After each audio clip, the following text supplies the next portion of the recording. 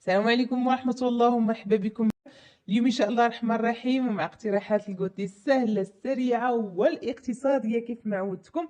فبيضة واحدة وكأس واحد من الدقيق وفي أقل من نصف ساعة كيكونوا عندنا واجدين هكا الكوتي الفطور الصباح، وحتى ضيوف الغفلة دغيا كيتحضروا ودغيا كيطيبوا وكيجيو خفافين هشاشين وكيذوبوا في الفم. أنا متأكدة غادي يعجبوكم وغادي يعجبوا حتى وليداتكم، وغتولي هاد الوصفة إن شاء الله معتمدة عندكم للتحضير. نتمنى من الله كيف عدا الفيديو ديال اليوم ينال الاعجاب ديالكم. ما تنساوش لينا اللايك بطبيعه الحال، وندوزو الان مباشره للمقادير وطريقه التحضير. وعلى بركه الله غادي نبداو بالمقادير والطريقه في نفس الوقت. خديت هنا بول اللي وضعت فيه القبيصه ديال الملحه كيف العاده. غادي نضيف هنا حبه واحده من البيض اللي يفضل تكون بدرجه حراره الغرفه، نصف كاس ديال السكر حبيبات ما يعادل 75 غرام، وساشي من سكر منسم بالفانيلا كنكهه، ونصف كاس ديال الحليب اللي ممكن تعوضوه بالقهوه او الماء مع ملعقه صغيره ديال القهوه سريعه الذوبان. كنخلط الكل جيدا بطبيعه الحال حتى كنفكك هذيك الحبه ديال البيض وكندوب شويه هذوك الحبيبات ديال السكر. من بعد كناخذ هنا نصف كاس ديال الزيت النباتيه كذلك ما يعادل 80 مليلتر، وكنحرك مزيان مزيان دائما. كنحاول ما امكن دائما انني نذوب الحبيبات ديال السكر. كنخلطهم حتى كينسجموا مع بعضياتهم. وهنا غادي ناخذ غربال، وغادي نضيف هنايا ملعقه كبيره ديال الكاكاو المر ما يعادل 20 غرام، وغادي نضيف هنا كاس ممسوح ديال الدقيق الابيض دائما نوعيه جيده خاصه بالحلويات ما يعادل 110 غرام، زائد كيس واحد ديال خميره الحلويات من فئه 8 غرام. كنغربل المكونات كيف العاده باش كنتاكد انا ما بقاش ليا التكتلات ديال الكاكاو والدقيق. صافي هنا كنخلط الخليط جيدا مزيان مزيان كيف العاده حتى كينسجموا مع بعضياتهم، وكتحصل على خليط ديال الكيك العادي اللي كيكون منسجم وخالي من تكتلات ديال الدقيق والكاكاو. غادي نخلطو ونرجع معكم مباشره.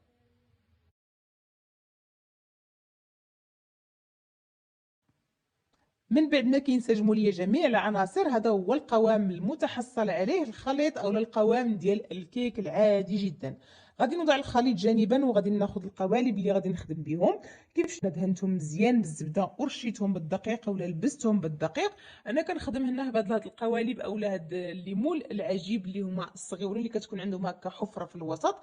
ماشي ضروريين بطبيعه الحال، ممكن تخدموا غير بالقوالب اولا ليمول ديال لي طخت اللي موالفين كنخدموا فيهم. فمن اجل التغيير فغادي نخدم في هادو اليوم.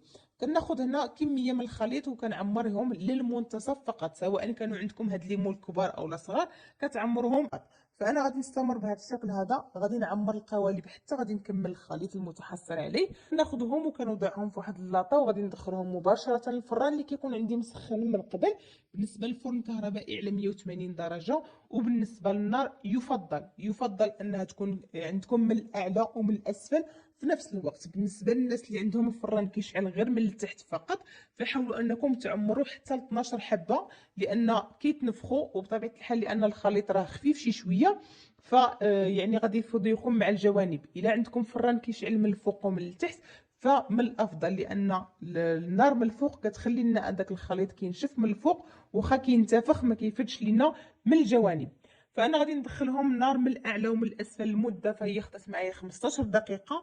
بالنسبه للناس اللي عندهم النار كتشعل غير من الاسفل فغادي تاخذ معكم اكثر من 20 دقيقه. انتم لاحظوا معايا، فالنار ملي كتكون عندي من الاعلى ومن الاسفل فالخليط ما كيفيدش ليا مع الجوانب، كينشف هكا من الفوق وكيطلع كينتفخ للاعلى. وكيف قلت لكم الناس اللي عندهم يعني غير من الاسفل كيشعل لهم الفرن غير من الاسفل، فغادي تحاولوا تعمروا حتى 12 حصه باش ما يفيضلكمش ان شاء الله من الجوانب. فانتم كيف كتلاحظوا معايا كيتحيدوا هكا بكل سهوله، وخصوصا الا كنتو داهنين القوالب ديالكم مزيان فما يلتصقوش معكم نهائيا. انتم لاحظوا معايا فانا كنحيدهم هما باقيين سخان، ما كيلصقوا ما حتى شي حاجه. كنوضعهم هكا فوق شبكه بطبيعه الحال اولا توب باش ما كيعرقوش، وكنخليهم جانبا. هنا غادي ناخذ واحد الكاسرول اللي غادي نوضع فيها 2 كؤوس ديال الحليب، غادي نضيف عليهم هنايا ملعقتان كبار ديال النشا اولا مايزينا اللي ممكن تعوضوها بالدقيق الابيض اولا ببودره الكريم باتيسير اللي توفر عندكم. غادي نضيف كذلك هنا 3 ديال الملاعق كبار ديال السكر، وغادي نضيف ملعقه كبيره ممتلئه ديال الكاكاو المر. غادي نخلط هاد المكونات مزيان على البارد كيف العاده، وغادي نوضع الكاسرول ديالي فوق نار اللي هي متوسطه مع التحريك المستمر. ضروري من التحريك المستمر كيف كتعرفوا حتى غادي يختار لينا ولا يتقال لينا الخليط بهذا الشكل كيف كتشوفوا، وكيوصل لينا لمرحله الغليان كيف العاده. مرحله الغليان هي انه كيدير لنا هاد الفقاعات بهذا الشكل هذا. هنا غادي نطفي عليه النار وغادي نضيف ليه 50 غرام ديال الشوكولاته السوداء او ما يعادل 6 قطع مربعه مع ساشي من الفانيلا.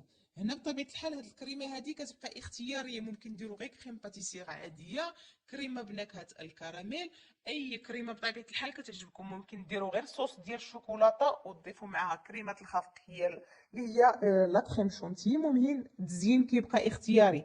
فبما انني درت هاد القوالب هادو اولا هاد المول العجيب بطبيعه الحال اللي عنده هاد الحفره هادي، فدرت انا هاد الكريمه هادي ولا عمرت ليهم الوسط ديالهم بهاد الكريمه هادي. ولا درتو عندكم غير القوالب العاديه فممكن انكم تدهنوهم غير بشويه ديال المربى وتزينوهم بجوز الهند او الشوكولاته او اي حاجه توفرت عندكم. فكنخلي هذيك الكريمه حتى كتبرد هكا واحد شويه وكنزينها هكا بالحبيبات. التزيين بطبيعه الحال توفر عندكم، ممكن انكم تزينوهم بخطوط ديال الكراميل، بخطوط ديال الشوكولاته البيضاء، يعني بالفواكه المعسله عفوا اولا بالمكسرات.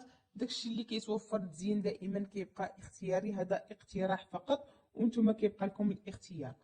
فغادي نستمر بهذا الشكل هذا ونخلي هاد الكريمه ديالي حتى غادي تبرد تماما وكنقدموهم بالصحه والراحه. راه دغيا كيف شفتوا معايا كيف وجدوا، ما كياخذوش وقت نهائيا لا في التحضير لا في الطياب ولا كذلك باش نحضروا الكريمه. دغيا كيتحضروا وكيجيو غزالين بزاف. تخيلوا معايا كيجيو بنانين خفافين هشاشين. وهاد الكريمه هذه راه كتجي غنيه بالشوكولاته بطبيعه الحال، كتعطيهم مذاق ومنظر بطبيعه الحال.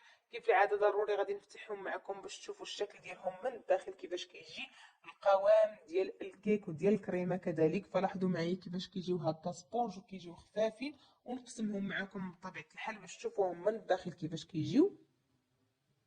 فانتم لاحظوا معايا كيفاش كيجيو خفافين بزاف. صدقوني انهم كيجيو هشاشين وكيذوبوا في الفم.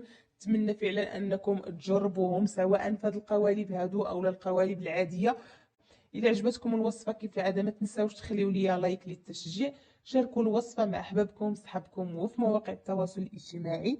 والى كنتم من الناس اللي اول مره كيشاهدوا القناه ويعجبكم المحتوى فكندعوكم للاشتراك في القناه بالضغط على زر الاشتراك او الابوني او السبسكرايب الموجود اسفل الفيديو. فعلوا جرس التنبيهات باش توصلوا بجديد الفيديوهات.